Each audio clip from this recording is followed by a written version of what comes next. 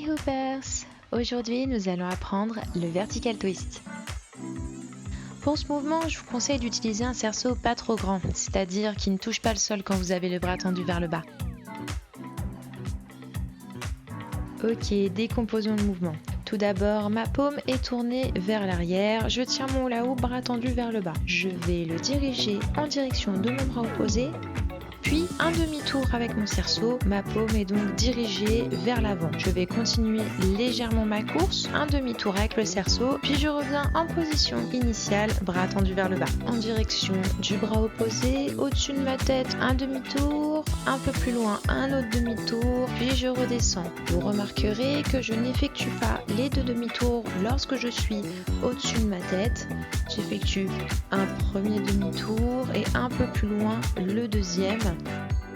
Je vous laisse regarder ce que ça donne vu de dos. Et je vous mets également deux ralentis, un vu de face, un vu de dos. Je sais que personnellement, lorsque je regardais des tutoriels, voir des ralentis m'aidait énormément. Premier petit conseil que j'ai à vous donner, veillez à bien positionner votre pouce sur la tranche du hula hoop. Ça vous permettra de bien contrôler sa trajectoire et de respecter le plan vertical. Cette position du pouce est valable pour énormément de mouvements au hula hoop. Deuxième petit conseil, veillez à bien tendre votre bras pour ce mouvement. En effet, si vous pliez trop le coude, le rendu sera moins joli. Et enfin, n'hésitez pas à accompagner votre corps avec le hula hoop si cela peut vous aider. J'aimerais maintenant vous montrer qu'avec un simple mouvement, il est possible d'avoir de multiples variations.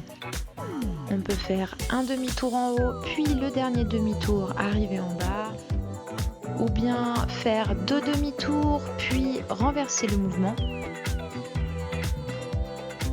Le mouvement peut se faire également dans un sens ou dans l'autre.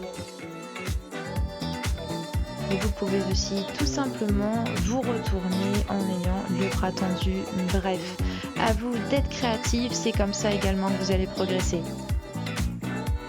Et une fois que vous serez bien à l'aise, n'hésitez pas à utiliser votre autre bras pour accompagner le hula hoop et donner cet effet dansant recherché dans la hoop dance. Apprendre et maîtriser ce mouvement vous permettra de débloquer par la suite le palm spin. Je vous l'apprendrai dans un prochain tutoriel. Et voilà, c'est la fin de cette vidéo. J'espère que tout sera clair pour vous. Et si ce n'est pas le cas, surtout n'hésitez pas à me laisser vos questions en commentaire. Je suis là pour ça. Je vous fais des gros bisous et à bientôt.